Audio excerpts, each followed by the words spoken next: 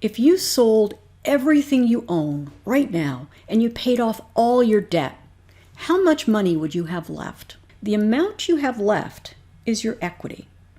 If we do that same exercise with a business, we sold off everything the business owns, its assets, and paid off all the business owes, its liabilities, how much money would be left?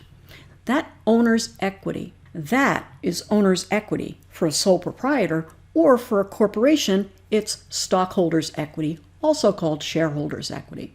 Welcome to Accounting How To. I'm your host, Carolyn Grimm, and my sidekick Terrence and I are here to put the fun in accounting fundamentals. Now, when we're talking about a corporation, stockholders' equity, shareholders' equity, is made up of different pieces.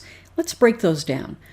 So we can separate those pieces into two general categories.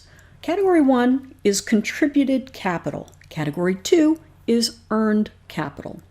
So contributed capital includes any amounts contributed or paid into the corporation by investors or by owners. And this would include the sale of stock by the corporation to its investors. So common stock and preferred stock are contributed capital. Earned capital comes from the corporation earning a profit or selling an asset at a gain.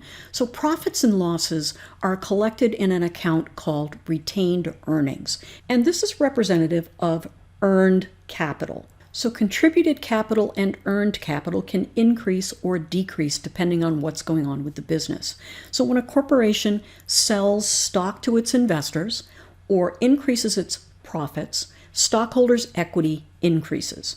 When a corporation purchases treasury stock, it buys back its own stock, or it pays dividends to its stockholders, it's giving out some of its earnings, then stockholders' equity decreases. Now, if you're watching this video because you're taking an accounting class, and we know all the cool kids are, you may find stock transactions, equity transactions to be confusing. But do not worry, because Terrence and I have your back. We've done your homework for you. So if you jump over to our website, you will find more in-depth information about stocks and paid-in capital and dividends and all the journal entries you need to ace your accounting homework. I'll put the link in the description, but it's really easy to find because it's accountinghowto.com. How easy is that? Until next time, stay balanced, my friends.